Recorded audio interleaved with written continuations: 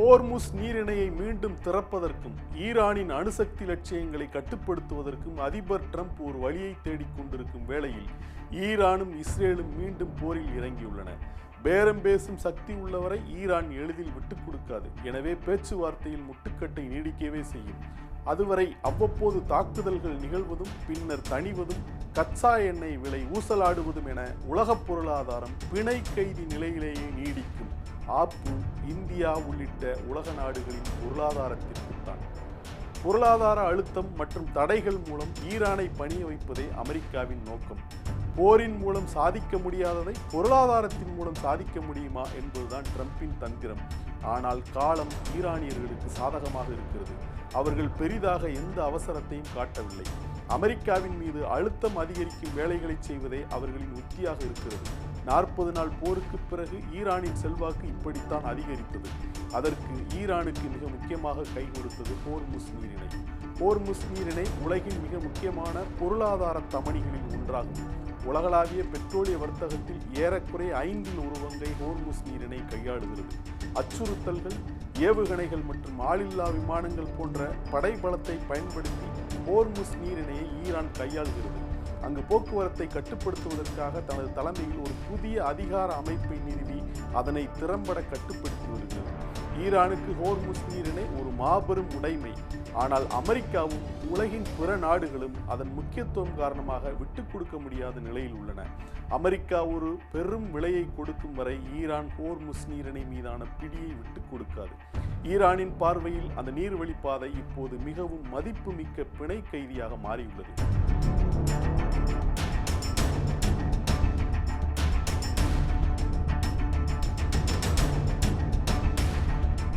முடக்கப்பட்ட $24 billion மதிப்பிலான ஈரானிய சொத்துக்களை வாஷிங்டன் விடுவிக்கும் வரை ஹோர்முஸ் நீரிணை மூடப்பட்டே இருக்கும் என ஈரானின் புதிய உச்ச தலைவரின் இராணுவ ஆலோசகரான ரசாயி கூறினார்.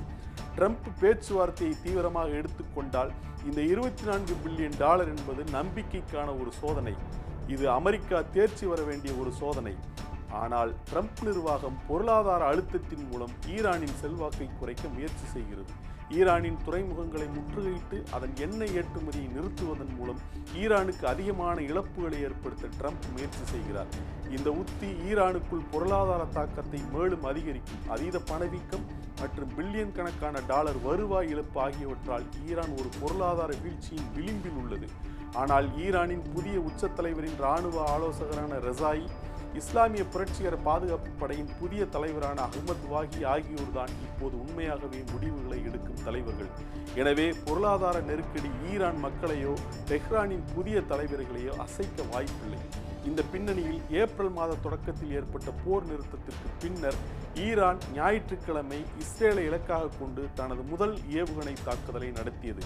இஸ்ரேல் முன்னறிவிப்பின்றி லெபனான் நாட்டின் பெய்ரூட்டின் தெற்கு புறநகர் பகுதிகளை தாக்கியதற்கு பதிலடியாக டெஹ்ரான் இந்த தாக்குதலை நிகழ்த்தியது. டெஹ்ரானில் இருந்து ஏவப்பட்ட ஏவுகணை தாக்குதல்களுக்கு பதிலடியாக இஸ்ரேல் மத்திய மற்றும் மேற்கு ஈரானை குறிவைத்து வான்வழி தாக்குதல்களை நடத்தியது. பின்னர் ஈரானின் மஹ்ஷகரில் உள்ள ஒரு பெட்ரோ கெமிக்கல் ஆலை மீது தாக்குதல் நடத்தியதாக இஸ்ரேல் இராணுவம் கூறியது.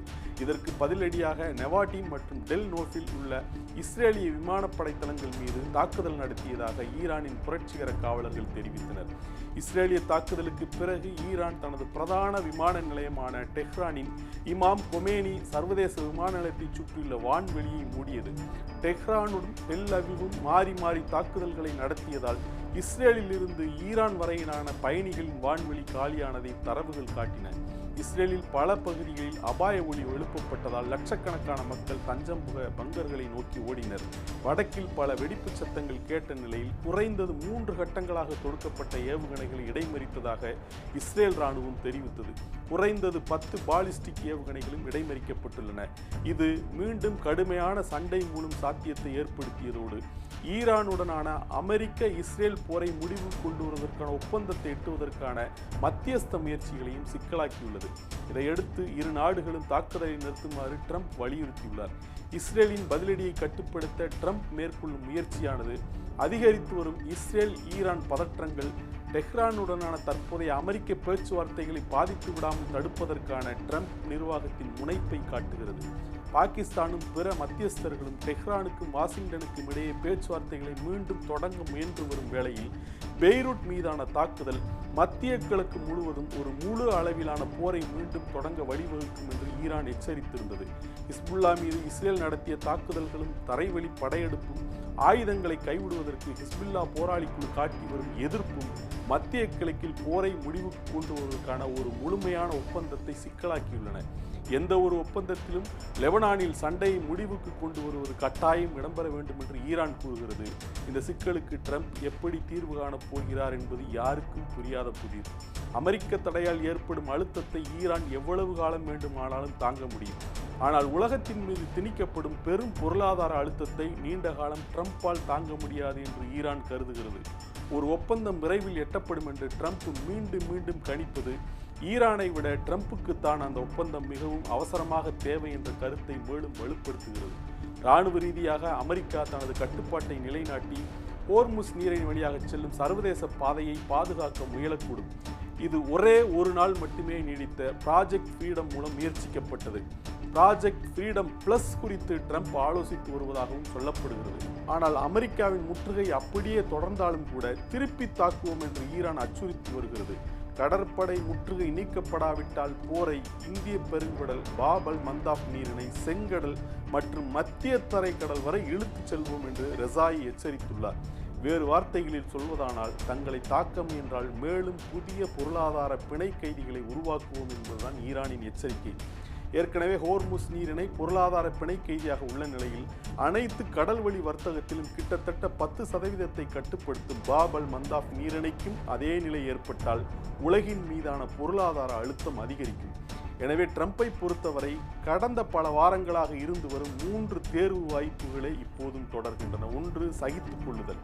ஈரான் மீதான பொருளாதார அழுத்தம் தீவிரமடைந்து இனி தாக்கு பிடிக்க முடியாது என்ற நிலையை அந்த நாடு எட்ட வேண்டும். ஆனால் அதுவரை உலகில் ஏற்படும் பொருளாதார நெருக்கடியும் உயர்ந்து வரும் பெட்ரோலிய விலையையும் சகித்துக் கொள்ள வேண்டும். 2. விட்டுக் கொடுப்பது. போருக்கு முந்தைய நிலைக்கு திரும்புவதற்கு ஈடாக ஈரானுக்கு பில்லியன் கணக்கான டாலர்களை ஒப்படைப்பது. இது ட்ரம்பிற்கு ஒரு அவமானகரமான பின்வாங்கலாக இருக்கும். 3. மீண்டும் போர். ஹோர்முஸ் நீரிணையை இராணுவ ரீதியாக கட்டுப்படுத்தவும் ஈரானுக்குள் அதிரடி நடவடிக்கைகளை புதுப்பிக்கவும் முயற்சி செய்யலாம். இதன் விளைவாக போரை மற்ற முனைகளுக்கு ஈரான் விரிவுபடுத்த முற்படும் அபாயம் உள்ளது. பேரம் பேசும் சக்தி உள்ளவரை ஈரான் எளிதில் விட்டுக் கொடுக்காது. எனவே பேச்சுவார்த்தையில் முட்டுக்கட்டை நீடிக்கவே செய்யும். அதுவரை அவ்வப்போது தாக்குதல்கள் நிகழ்வதும் பின்னர் தணிவதும் கச்சா எண்ணெய் விலை ஊசலாடுவதும் என உலகப் பொருளாதாரம் பிணை கைதி நிலையிலேயே நீடிக்கும். ஆப்பு இந்தியா உள்ளிட்ட உலக நாடுகளின் பொருளாதாரத்திற்குத்தான்.